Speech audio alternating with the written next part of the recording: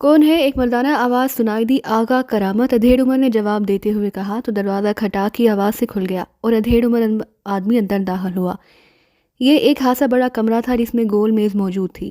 میز سے گرد رکھی ہوئی کرسیوں میں سے 3 پر اس وقت 3 آدمی بیٹھے ہوئے تھے، جن میں سے ایک دبلا پتلا مقامی آدمی تھا، جبکہ ایک ایکریمین تھا اور تیسرا ادھیڑ عمر مقامی تھا، جس کے سر پر موجود گھنے بال اس کے کاندھوں پر پڑ رہے تھے اور اس نے سر پر سرخ رنگ کی مخصوص انداز کی ٹوپی پہنی ہوئی تھی۔ ہیلو مسٹر برونو، آغا کرامت نے سب سے پہلے ایکریمین سے مخاطب ہو کر کہا اور بڑے گرم جوشانہ انداز میں اس سے مصافحہ کیا۔ پھر اس نے باقی عمر، سیٹھ اسلم اور سردار داؤد سے ہیلو کیا اور مصافحہ کرنے کے بعد وہ ایک خالی کرسی پر بیٹھ گیا۔ سردار داؤد اپنی کرسی سے اٹھ کر دروازے کی طرف بڑھا۔ اس نے دروازے کے ساتھ دیوار میں نصب سوئچ بورڈ پر موجود کئی بٹن پریس کر دیے اور پھر واپس آ کر کرسی پر بیٹھ گیا۔ یہ خصوصی میٹنگ اس لیے کال کی گئی ہے کہ ہمارے سب سے ٹاپ سیل بزنس گولڈن کولوک کے خلاف کچھ لوگ کام کر رہے ہیں۔ ہمیں خطرہ یہ ہے کہ کسی بھی وقت کوئی بھی حکومتی ایجنسی ہماری فیکٹریوں اور گوداموں پر ریڈ کر سکتی ہے۔ ہمیں اس سے اپنے آپ کو محفوظ رکھنا ہے، سردار داؤد نے باقی ساتھیوں کی طرف دیکھتے ہوئے کہا۔ خطرے کی کیا تفصیل ہے؟ آغا کرامت نے کہا تو سردار داؤد نے سیٹھ اسلم کو بولنے کا اشارہ کیا۔ فیلڈ کا چارج میرے پاس ہے۔ مجھے پہلے اطلاع ملی کہ ایک آدمی مارکیٹ میں گولڈن کولوک تلاش کرتا پھر رہا ہے۔ میں نے اس آدمی کے بارے میں معلومات حاصل کی تو معلوم ہوا کہ اس کا نام علی عمران ہے، سینٹرل انٹیلیجنس کے ڈائریکٹر جنرل سر عبد الرحمان کا اکلوتا بیٹا۔ وہ پاکستان سیکرٹ سروس کے لیے کام کرتا ہے اور کنگ روڈ پر ایک فلیٹ میں اپنے باورچی کے ساتھ رہتا ہے۔ میں نے فیڈرک سے بات کی اور اسے اس آدمی کے خاتمے کا مشن کسی پیشہ ور قاتل تنظیم کے ذمہ لگانے کا کہا۔ پھر مجھے فیلڈ سے اطلاع دی گئی کہ 2 افراد بھادرستان کے ایجنٹ بن کر مارکیٹ کے سٹاکسٹ فیروز خان کے پاس گئے اور انہوں نے کیش پر بھادرستان کے لیے مسلسل سپلائی مانگی، لیکن فیروز خان انتہائی ہوشیار آدمی ہے۔ اس نے فوراً چیک کر لیا کہ ان دونوں افراد کا نہ لہجہ بھادرستان کے لوگوں جیسا تھا نہ ہی ان کی زبان، اس لیے اس نے ان سے معذرت کر لی اور کہا کہ وہ ایسا کوئی دھندا نہیں کرتا۔ پھر فیروز خان نے مجھ سے بات کی تو میں نے ان دونوں آدمیوں کو ٹریس کرنے اور ہلاک کرنے کا ٹاسک دارالحکومت کے ایک اور انتہائی مؤثر پیشہ ور قاتل گروپ نادر کے ذمہ ڈال دیا۔ ابھی تک اس کی طرف سے کامیابی کی اطلاع نہیں ملی، لیکن کام جاری ہے، سیٹھ اسلم نے تفصیل بتاتے ہوئے کہا۔ کیا یہ لوگ انٹیلیجنس کے آدمی ہیں؟ برونو نے پوچھا۔ میں نے انٹیلیجنس سے موجود اپنے ذرائع سے تسلی کر لی ہے، انٹیلیجنس ایسے کسی مشن پر کام نہیں کر رہی، سردار داؤد نے کہا۔ ہاں، اس کے ڈیڈی سر عبد الرحمان جو کہ سینٹرل انٹیلیجنس کے ڈائریکٹر جنرل ہیں، ان سے ہمارے فیملی تعلقات ہیں، وہ بھی ہمارے جاگیردار ہیں۔ البتہ میں سیاست میں آ گیا اور وہ سروس میں چلے گئے۔ عمران ان کا اکلوتا بیٹا ہے اور جب بھی ان کے سامنے ان کے بیٹے کے بارے میں کوئی بات ہوتی ہے تو وہ بڑے دکھ سے کہتے ہیں کہ ان کا ایک ہی بیٹا ہے، وہ بھی نکما اور نکھٹو ثابت ہوا ہے۔ اب باپ سے زیادہ کون اپنے بیٹے کو جان سکتا ہے؟ آغا کرامت نے جواب دیتے ہوئے کہا۔ پھر وہ یقیناً اس لیے اس راستے پر لگا ہوگا کہ اس طرح وہ ہمیں بلیک میل کر سکے، اور ہم نے کسی کی بلیک میلنگ میں نہیں آنا۔ اگر ایک بار ہم کسی کی بلیک میلنگ میں آ گئے تو پھر ساری عمر وہ جونگ کی طرح ہمارا خون پیتا رہے گا، سردار داؤد نے کہا۔ اس نے ہمیں کیا بلیک میل کرنا ہے، اس کا خاتمہ اب تک ہو چکا ہوگا، سیٹھ اسلم نے جواب دیتے ہوئے کہا۔ وہ 2 آدمی کون ہیں جن کے بارے میں فیروز خان نے آپ کو بتایا تھا؟ برونو نے پوچھا۔ انہیں ٹریس کیا جا رہا ہے، ٹریس ہوتے ہی انہیں ہلاک کر دیا جائے گا، پھر بعد میں دیکھتے رہیں گے کہ وہ کون تھے اور کیوں اس معاملے میں انہوں نے مداخلت کی، سیٹھ اسلم نے جواب دیتے ہوئے کہا۔ پھر اس میٹنگ کو بلانے کا مقصد کیا تھا؟ آغا کرامت نے منہ بناتے ہوئے کہا۔ یہ میٹنگ دراصل اس لیے بلائی گئی ہے آغا صاحب کہ ہم چاہتے ہیں کہ اپنے بزنس کو سیکیور کرنے کے لیے ہم مستقل لوگ رکھیں۔ ہمیں ان معلومات سے نمٹنے کے لیے مختلف گروپوں اور تنظیموں کو ہائر کرنا پڑتا ہے اور انہیں بھاری رقومات کی ادائیگی کے باوجود ان سے خطرہ رہتا ہے کہ کہیں وہ الٹا ہمیں بلیک میل نہ کرنا شروع کر دیں، سردار داؤد نے کہا۔ آپ کا مطلب ہے کہ باقاعدہ ایجنسی بنائی جائے؟ بورنو نے حیرت بھرے لہجے میں کہا۔ جی ہاں، اب موجودہ حالات میں اس کی اشد ضرورت ہے، سردار داؤد نے جواب دیتے ہوئے کہا۔ لیکن سردار صاحب، یہ ایجنسی کیا کرے گی، کس سے لڑے گی اور کس طرح؟ آغا کرامت نے پوچھا۔ جو بھی ہمارے بزنس کے خلاف کام کرے گا اس کے خلاف، جیسے یہ عمران ہے یا وہ 2 آدمی۔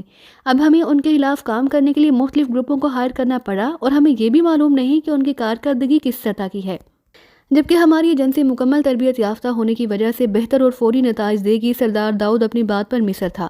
میرا خیال ہے کہ سردار داؤد اپنے آئیڈیا میں واضح نہیں، ہمارا بزنس 3 شعبوں میں پھیلا ہوا ہے، پہلا شعبہ وہ کارخانہ جہاں گولڈن کولوک کے کیپسول تیار کیے جاتے ہیں، دوسرا شعبہ وہ کارخانہ جہاں مشینری کے ذریعے انہیں پیک کیا جاتا ہے، تیسرا شعبہ وہ گودام کوئی غلط آدمی وہاں پہنچ جائے تو اس کا خاتمہ کر دے۔ سیٹھ اسلم نے کہا، سیکیورٹی تو اب بھی موجود ہے اور خاصی مؤثر ہے، مزید افراد کو بھرتی کرنے سے معاملات اوپن بھی ہو سکتے ہیں۔ یہ کاروبار کرتے ہوئے ہمیں 6 سال ہو گئے، آج تک یہ کاروبار بغیر کسی مداخلت کے زور و شور سے چل رہا ہے۔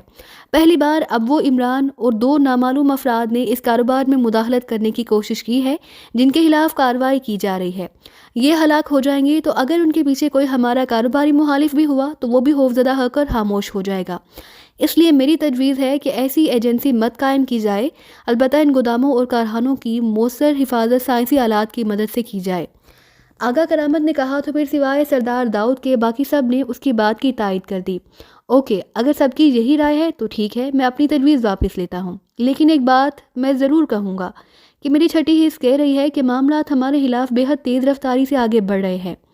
عمران ہو یا 2 اجنبی افراد، یہ ویسے ہی نیند سے اٹھ کر گولڈن کولوک کے پیچھے نہیں بھاگے، لامحالہ ان کے پس منظر میں کوئی ایسی پارٹی ہے جو ہمیں مکمل طور پر تباہ و برباد کرنا چاہتی ہے۔ صرف عمران اور ان دونوں اجنبی افراد کی ہلاکت کے بعد معاملات رک نہیں جائیں گے۔ سردار داؤد نے تفصیل سے بات کرتے ہوئے کہا، آپ کی بات درست ہے سردار داؤد، اس پارٹی کا سراغ لگنا چاہیے، ہمیں اس کے لیے کوئی واضح اور ٹھوس لائحہ عمل اختیار کرنا چاہیے۔ آغا کرامت نے کہا، کیسی معلومات حاصل ہو سکتی ہیں؟ بورنو نے پوچھا۔ ایک ہی حل ہے کہ ہم ان افراد کو ہلاک کرنے کی بجائے ان سے ان کے پیچھے موجود افراد کے بارے میں معلومات حاصل کریں، پھر انہیں پکڑیں اور ان کے پیچھے جو لوگ ہوں ان کے بارے میں معلوم کریں۔ اس طرح پس منظر میں جو لوگ بھی ہوں گے وہ سامنے آ جائیں گے، پھر اس سب کا خاتمہ ہمارے تحفظ کی ضمانت بن جائے گا۔ آغا کرامت نے کہا، لیکن یہ تو باقاعدہ جاسوسی کا کام ہے، کون کرے گا یہ سب کچھ؟ بورنو نے پوچھا۔ ایک ایجنسی ہے جو پرائیویٹ طور پر یہ کام کرتی ہے، خاصی تیز اور فعال، اگر یہ ان کے ذمہ لگایا جائے تو وہ یقیناً اصل لوگوں تک پہنچ جائیں گے۔ آغا کرامت نے کہا، اگر آپ کو اس ایجنسی پر اعتماد ہے تو آپ ان سے بات کریں، لیکن اس بات کا ہمیں خیال رکھنا ہے کہ ہمارے کارخانوں اور گوداموں کو خفیہ رہنا چاہیے۔ اس ایجنسی کو بھی ان کا علم نہیں ہونا چاہیے، ورنہ لیکیج ہونے سے اس بارے میں حکومت کو بھی پتہ چل جائے گا اور ہو سکتا ہے کہ پولیس اور انٹیلیجنس حرکت میں آ جائے۔ سیٹھ اسلم نے کہا تو سب بے اختیار چونک پڑے، اور واقعی ایسا بھی ہو سکتا ہے کہ وہ ایجنسی ہمارے کاروبار کے بارے میں تفصیل سے واقف ہو کر الٹا ہمیں ہی بلیک میل کرنا شروع کر دے۔ ہمارا اربوں خربوں کا کاروبار ہے، ہمیں جذباتی انداز سے فیصلے نہیں کرنا چاہیے۔ سردار داؤد نے کہا، تو پھر جیسے چل رہا ہے ویسے معاملات چلنے دیں، جو لوگ سامنے آئے ہیں انہیں ہلاک کر دیا جائے، جو بعد میں سامنے آئیں گے انہیں بھی اسی طرح پیشہ ور قاتلوں کے ذریعے ہلاک کر دیا جائے گا۔ میرا خیال ہے کہ 2-4 افراد کی موت کے بعد معاملات خود بخود ٹھنڈے پڑ جائیں گے، آغا کرامت نے کہا، اور چند لمحوں بعد سب نے اس کی بات پر اتفاق کیا۔ البتہ میری تجویز ہے کہ گوداموں اور کارخانوں میں ناجائز داخلے کو روکنے کے لیے سائنسی انتظامات کیے جائیں، اور یہ کام خاموشی اور آسانی سے ہو سکتا ہے۔ ویسے بھی حکومت کی طرف سے یہ حکم ہے کہ ہر کارخانے دار اپنے کارخانے کی سیکیورٹی زیادہ بہتر انداز میں کرے۔ اس سلسلے میں ایک پارٹی موجود ہے جو یہ کام ٹھیکے پر کرتی ہے۔ سردار داؤد نے بتایا، ٹھیک ہے، آپ خود یہ کام کرا دیں۔ سب نے بیک زبان ہو کر کہا، عمران ہلاک ہو گیا یا نہیں، کیا یہ معلوم ہو سکتا ہے؟ آغا کرامت نے پوچھا، یہاں سے فون نہیں کیا جا سکتا، اپنے آفس پہنچ کر معلوم کر لوں گا اور پھر آپ کو اطلاع کر دوں گا، سیٹھ اسلم نے جواب دیتے ہوئے کہا۔ اوکے، میں بھی اپنے آفس میں جا رہا ہوں، اب اجازت دیں، سردار داؤد نے اٹھتے ہوئے کہا، اور اس کے ساتھ ہی سب اٹھ کر کھڑے ہو گئے۔ ہمیں وقفہ دے کر باہر جانا چاہیے تاکہ یہاں کے لوگوں کو اس خفیہ سیٹ اپ کا علم نہ ہو سکے، سیٹھ اسلم نے کہا تو سب نے اس بات میں سر ہلا دیے۔ سیٹھ اسلم اپنے مخصوص آفس میں بیٹھا شراب پینے میں مصروف تھا۔ وہ ابھی گولڈن کولوک کے ڈائریکٹر ان کی خفیہ میٹنگ اٹینڈ کر کے واپس آیا تھا۔ جب سے وہ آیا مسلسل یہی سوچ رہا تھا کہ اسے نادر کو فون کر کے کہہ دینا چاہیے کہ وہ ان 2 افراد کو ٹریس کر کے ہلاک نہ کرے، بلکہ ان سے تفصیلی پوچھ گچھ کی جائے تاکہ ان کے پیچھے موجود وہ لوگ ٹریس ہو سکیں جو گولڈن کولوک بزنس کو تباہ کرنا چاہتے ہیں۔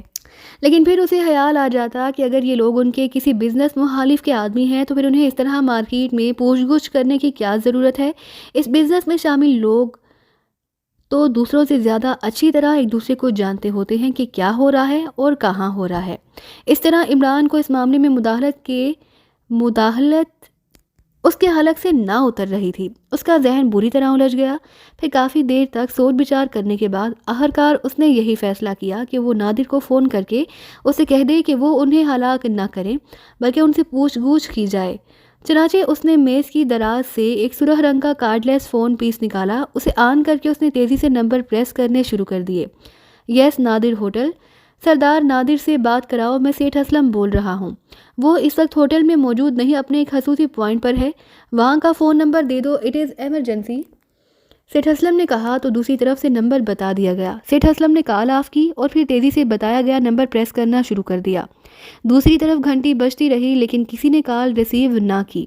2-3 بار مسلسل کوشش کے بعد اس نے ایک بار پھر کال آف کی اور دوبارہ نادر ہوٹل کے نمبر پریس کر دیے۔ نادر ہوٹل، سیٹھ اسلم بول رہا ہوں، جو نمبر تم نے بتایا ہے اس پر کال اٹینڈ نہیں ہو رہی، یہ کیسے ہو سکتا ہے؟ بہرحال آپ مینیجر رابرٹ سے بات کر لیں، وہ اصل بات معلوم کرا سکتے ہیں، ہولڈ کریں۔ دوسری طرف سے کہا گیا، ہیلو مینیجر رابرٹ بول رہا ہوں، سیٹھ اسلم بول رہا ہوں، کیا آپ مجھے جانتے ہیں؟ سیٹھ اسلم نے پوچھا۔ یس سر، مجھے معلوم ہے کہ آپ اور چیف نادر کی بڑی گہری دوستی ہے، آپ فرمائیں میں کیا خدمت کر سکتا ہوں؟ مینیجر رابرٹ نے پوچھا، میں نے نادر سے فوری بات کرنی ہے، میں نے جہاں فون کیا تو مجھے بتایا گیا کہ وہ اپنے کسی خصوصی پوائنٹ پر ہے، وہاں کا فون نمبر دیا جس پر میں نے کال کی، لیکن وہاں گھنٹی بجتی رہی اور کسی نے کال موصول نہیں کی، اس لیے میں آپ سے بات کر رہا ہوں، کیسے بات ہو سکتی ہے؟ نادر سے سیٹھ اسلم نے پوچھا، وہ گئے تو وہیں تھے، ان کے آدمیوں نے 2 آدمیوں کو اغوا کر کے وہاں پہنچایا اور چیف نادر خود ان سے بات کرنا چاہتے تھے، رابرٹ نے کہا۔ تو سیٹھ اسلم بے اختیار اچھل پڑا، او یہ مشن میں نے انہیں دیا تھا، اگر اس نے ہمارے 2 مطلوبہ افراد ٹریس کر کے پکڑ لیے ہیں تو مجھے اور زیادہ ضرورت ہے اس سے فوری بات کرنے کی، سیٹھ اسلم نے کہا۔ آپ ہولڈ کریں، میں خود انہیں فون کرتا ہوں۔ یہ تو اچھا ہوا کہ وہ ان دونوں کو بے ہوش کر کے اپنے خصوصی پوائنٹ پر لے آیا اور اب ان سے پوچھ گچھ کر رہا ہے، اس کا مطلب ہے کہ نادر میری توقع سے بھی زیادہ عقل مند ہے، سیٹھ اسلم نے بڑبڑاتے ہوئے کہا۔ ہیلو، تھوڑی دیر بعد رابرٹ کی آواز سنائی دی۔ یس کیا ہوا؟ وہاں کال واقعی اٹینڈ نہیں کی جا رہی، میں خود وہاں جا کر معلوم کرتا ہوں کیونکہ وہ چیف کا خاص اور انتہائی خفیہ پوائنٹ ہے، میں وہاں سے فون کر کے چیف کی بات آپ سے کرا دوں گا، آپ اپنا نمبر بتا دیں، رابرٹ نے کہا۔ تو سیٹھ اسلم نے اسے اپنا خصوصی نمبر بتا دیا۔ اوکے، دوسری طرف سے کہا گیا اور اس کے ساتھ ہی رابطہ ختم ہو گیا۔ پھر تقریباً 1 گھنٹے بعد فون کی گھنٹی بج اٹھی تو سیٹھ اسلم نے فون اٹھا کر اسے آن کیا اور پھر کان سے لگا لیا۔ یس سیٹھ اسلم بول رہا ہوں، سیٹھ اسلم نے کہا۔ رابرٹ بول رہا ہوں جناب، یہاں تو قتل عام کیا گیا ہے، چیف نادر اور اس کا ایک اہم ساتھی فریڈ اور اس خصوصی پوائنٹ کے انچارج قاسم کو ہلاک کیا گیا ہے، وہ سب کرسیوں پر رارز میں جکڑے ہوئے موجود ہیں، ایک کرسی ٹوٹی ہوئی ملی، میں نے اس لیے آپ کو کال کی کہ آپ میری کال کے منتظر ہوں گے۔ وہ 2 آدمی وہ کہاں ہیں جنہیں تم نے بتایا تھا کہ پکڑ کر اس خصوصی پوائنٹ پر لے جایا گیا تھا؟ وہاں کوئی اجنبی آدمی نہیں، البتہ کوٹھی کا عقبی دروازہ کھلا ہوا ملا ہے۔ ویری بیڈ، اب نادر کے بعد کون چیف بنے گا؟ ابھی کچھ نہیں کہا جا سکتا، میری چھٹی حص پہلے ہی مجھے خبردار کر رہی تھی، اب تو یہ ثابت ہو گیا کہ یہ لوگ انتہائی خطرناک ہیں، جنہوں نے نادر اور اس کے ساتھیوں کو ہلاک کر دیا، وہ ہمیں کیسے چھوڑیں گے؟ مجھے جیگر سے بات کرنی چاہیے، جیگر اس معاملے میں یقیناً میری مدد کر سکتا ہے، سیٹھ اسلم نے بڑبڑاتے ہوئے کہا، اور اس کے ساتھ ہی اس نے میز پر موجود فون کا ریسیور اٹھایا اور فون سیٹ کے نیچے موجود سفید رنگ کا بٹن پریس کر دیا تاکہ فون ڈائریکٹ ہو جائے، اور پھر اس نے تیزی سے نمبر پریس کرنے شروع کر دیے۔ بلیک وائن کلب، سیٹھ اسلم بول رہا ہوں، جیگر سے بات کراؤ، ہولڈ آن کریں۔ ہیلو، کچھ دیر بعد ایک اور مردانہ آواز سنائی دی، لہجہ بے حد سخت تھا۔ سیٹھ اسلم بول رہا ہوں جیگر، سیٹھ اسلم نے کہا۔ او آپ فرمائیں، کوئی خاص بات؟ 2 آدمی گولڈن کولو کے خلاف معلومات حاصل کرتے پھر رہے ہیں، میں نے نادر سے کہا کہ وہ ان دونوں کا خاتمہ کر دے، نادر کو تو تم جانتے ہو۔ پھر کچھ دیر بعد مجھے اطلاع ملی کہ اس نے ان دونوں آدمیوں کو نہ صرف ٹریس کر لیا بلکہ انہیں بے ہوش کر کے اپنے مخصوص پوائنٹ پر لے گیا ہے، شاید وہ انہیں رارز میں جکڑ کر ان سے پوچھ گچھ کرنا چاہتا تھا، لیکن ابھی مجھے اطلاع ملی کہ نادر کو اس کے 2 ساتھیوں سمیت ہلاک کر دیا گیا ہے اور وہ دونوں آدمی غائب ہو چکے ہیں، سیٹھ اسلم نے بتایا۔ نادر بھی ہلاک ہو گیا؟ ویری بیڈ، وہ تو بے حد طاقتور آدمی تھا، جیگر کے لہجے میں حیرت تھی۔ ہاں، میں سوچ بھی نہ سکتا تھا کہ ایسا بھی ہو سکتا ہے، سیٹھ اسلم نے کہا۔ یہ 2 آدمی ہیں کون، کس تنظیم سے ان کا تعلق ہے اور ان کے حلیے کیا ہیں؟ जैगर ने कहा, फिरोज खान से ये दोनों मिले थे और अपने आप को भाद्रस्तान के आदमी जाहिर करके उन्होंने गोल्डन कोलोक की सप्लाई भाद्रस्तान के लिए हासिल करने की कोशिश की, लेकिन फिरोज खान मशकूक हो गया। उसने इस बारे में साफ इनकार कर दिया। इसके बाद मैंने नादिर को उनकी हलाकत का टास्क दे दिया और अब उल्टा नादिर की मौत की इत्तला मिल गई है। सेठ असलम ने बताया, नादिर आपके बारे में तफसील जानता था? हाँ, क्यों? मेरा ख्याल है कि गोल्डन कोलोक के पीछे काम करने वाले ये लोग लाजमन सरकारी एजेंसी के लोग हैं, क्योंकि ऐसे तरबियत याफ्ता लोग ही नादिर जैसे आदमी की गिरफ्त से निकल सकते हैं और उल्टा उसे उसके साथियों समेत हलाक भी कर सकते हैं, वरना नादिर आम आदमी के बस का रोग नहीं था। और यकीनन उन्होंने नादिर से आपके बारे में तफसीलात मालूम कर ली होंगी और वो अब आप पर हाथ डालेंगे। मुझ पर वो कैसे हाथ डाल सकते हैं? मेरा इससे बराह रास्त कोई ताल्लुक नहीं। सारी दुनिया और पूरा मुल्क जानता है कि मैंने कभी कोई गलत काम नहीं किया, बल्कि तमाम अच्छे कामों में शरीक हो रहा हूँ, इसलिए बगैर किसी सबूत के वो मुझ पर हाथ कैसे डाल सकते हैं? सेठ असलम ने हैरत भरे लहजे में कहा। उसका अंदाज ऐसा था जैसे उसे यकीन ना आ रहा हो कि उस जैसी शख्सियत पर भी हाथ डाला जा सकता है। सेठ साहब, ये लोग दूसरा अंदाज इख्तियार करते हैं।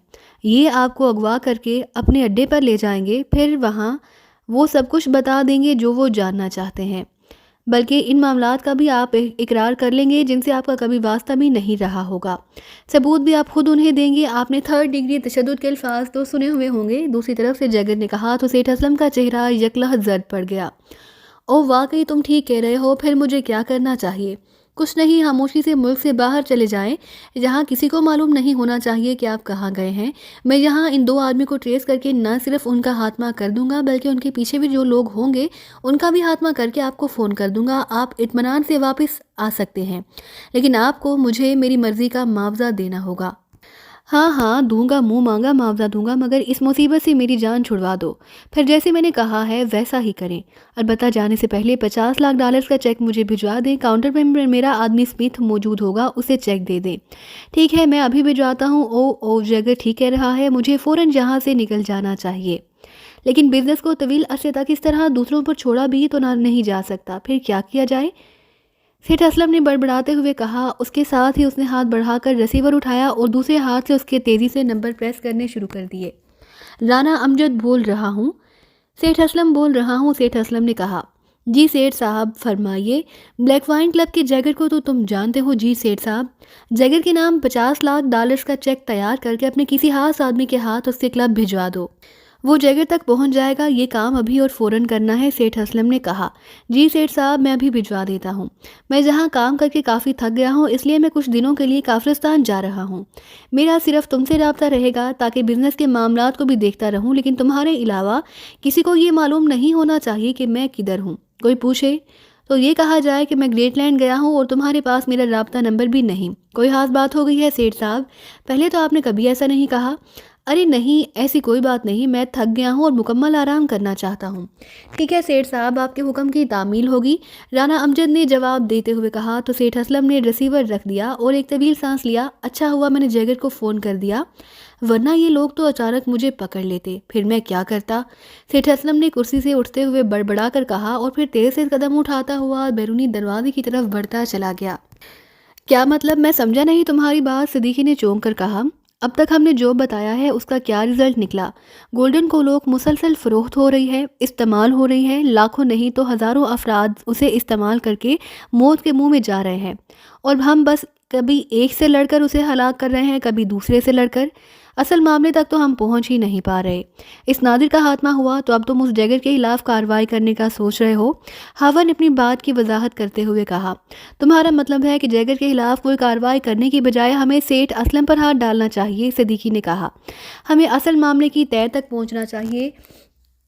कहाँ ये जहरीला नशा बन रहा है, कहाँ पैक किया जा रहा है और किसके ज़रिए फ़रोख्त हो रहा है, इसकी तफसीलात हासिल करनी चाहिए ताकि उनके खिलाफ भरपूर कार्रवाई करके इसका हतमी तौर पर खात्मा किया जा सके।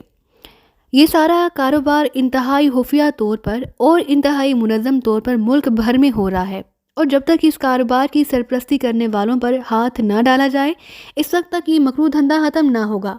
ये किसी एक आदमी का काम नहीं, उसके पीछे पूरा ग्रोह होगा और हमें पूरे ग्रोह पर हाथ डालना होगा। मसलन एक आदमी सेठ असलम हमारे सामने है, लेकिन सेठ असलम के खिलाफ सबूत नहीं। अगर हमने बगैर किसी सबूत के उस पर हाथ डाल दिया तो ज़्यादा से ज़्यादा उसे हलाक कर देंगे और बस। उस सेठ असलम से हमें उसके दूसरे साथियों के बारे में मालूमात मिल सकती है? हावर ने पूछा। चंद बड़े बड़े नाम वो ले देगा, ऐसे बड़े लोगों के नाम जिनकी समाजी हैसियत माशरे में हासी बुलंद होगी। सदीकी ने कहा, इससे कम अज़ कम उस आदमी के बारे में तो मालूमात मिल सकती है जो अमली इंचार्ज होगा, जिसके तहत गोल्डन कोलो की फैक्ट्रियाँ होंगी और डिस्ट्रीब्यूशन भी तो कोई करा रहा होगा। हावर ने कहा, ठीक है, ऐसा कर लेते हैं, सेठ असलम पर हाथ डाल देते हैं, फिर आगे जो होगा देखा जाएगा। मेरे ख्याल में तो अब सेठ असलम पर हाथ नहीं आएगा। इस ख्याल की वजह? सदीकी ने पूछा। नादिर की मौत की खबर उस तक पहुंच गई होगी और वो भी लाजमन छुप गया होगा। तुम्हारी बात ठीक है, लेकिन जैसा कि नादिर ने बताया कि जैगर ना सिर्फ उसका आदमी है बल्कि उसके कारोबार में भी शरीक है। मेरा ख्याल है कि सेठ असलम की बजाय अगर जैगर पर हाथ डाला जाए तो उससे ज़्यादा हतमी मालूमात मिल सकती हैं। मेरा ख्याल है कि अब हमें मेकअप में रहकर सारी कार्रवाई करनी चाहिए। चंद लम्हों की खामोशी के बाद हावर ने कहा, क्यों? इसकी वजह? नादिर तो ख़त्म हो गया और जैगर से तो अब तक हमारा राब्ता ही नहीं हुआ। इसलिए कि पहले भी नादिर के आदमी हमें ट्रेस करके जहां बेहोश कर देने वाली गैस फायर करके हमें ले गए थे। अब नादिर तो ख़त्म हो गया, लेकिन ये लोग आसानी से हमारा पीछा नहीं छोड़ सकते। लामहला किसी और ग्रुप को हमारी हलाकत के लिए हायर किया गया होगा, इसलिए मेकअप ज़रूरी है। इम्कानात वाकई हो सकते हैं, ठीक है, हम कर लेते हैं मेकअप, फिर उस जैगर पर हाथ डालते हैं। लेकिन मैं सोच रहा हूँ कि हमें इस क्लब जाने के बजाय उसकी रिहाइशगाह पर रेड करना चाहिए, क्योंकि वहाँ से उसे निस्बतन आसानी से अगवा किया जा सकता है। सदीकी ने कहा, क्लबों के लोग तो मेरा ख्याल है कि दिन के वक्त घर में होते हैं, वरना सारी रात तो उनके क्लब में ही गुजरती है। हावर ने कहा तो सदीकी ने असबात में सर हिलाते हुए हाथ बढ़ाकर रिसीवर उठाया और इंक्वायरी के नंबर प्रेस करने शुरू कर दिए। Yes inquiry please, black point club का नंबर दें। दूसरी तरफ से नंबर बता दिया गया। सदीकी ने क्रेडल दबाया और टोन आने पर उसने एक बार फिर नंबर प्रेस करने शुरू कर दिए। ब्लैक पॉइंट क्लब, एक मर्दाना आवाज़ सुनाई दी। लहजा हासा सख्त था। सुपरवाइज़र मार्टन से बात कराओ, मैं जेल्टन बोल रहा हूँ, सदीकी ने कहा तो हावर चौंक कर उसे देखने लगा। होल्ड करें, दूसरी तरफ से कहा गया। मैंने उसकी टिप ली है और मेरा नया नाम उस तक पहुंच चुका है। हेलो, मार्टन बोल रहा हूं, जेल्टन बोल रहा हूं। मिस्टर मार्टन, जेराल्ड ने मेरे बारे में आपको फ़ोन किया होगा। ओह हाँ, जेराल्ड ने बताया कि आप मुझसे कुछ मालूमात खरीदना चाहते हैं। किस किस्म की मालूमात चाहते हैं आप? दूसरी तरफ से मार्टन ने जवाब देते हुए कहा, आप अपने क्लब से बाहर किसी भी जगह 1 घंटा हमें दे दें, आपको कैश एडवांस पेमेंट कर दी जाएगी। लेकिन आप मुझसे किस किस्म की मालूमात चाहते हैं ये तो मालूम हो, वरना वैसे ही मेरा वक्त भी ज़ाया होगा और आपका काम भी ना हो सकेगा। मार्टिन ने कहा, यह आपको फ़ोन पर नहीं बताया जा सकता, बराह रास्त बात की जा सकती है। आप बेफिक्र रहे, हमें जेराल्ड ने बता दिया कि अगर आपको मालूम होगा तो आप बता देंगे, मालूम नहीं होगा तो आप हमें धोखा नहीं देंगे। आधी रकम सिर्फ मुलाकात की और आप बाकी की आधी रकम मालूमात के बाद। आप कितनी देर तक क्लब पहुंच सकते हैं? 1 घंटे के अंदर हम पहुंच सकते हैं।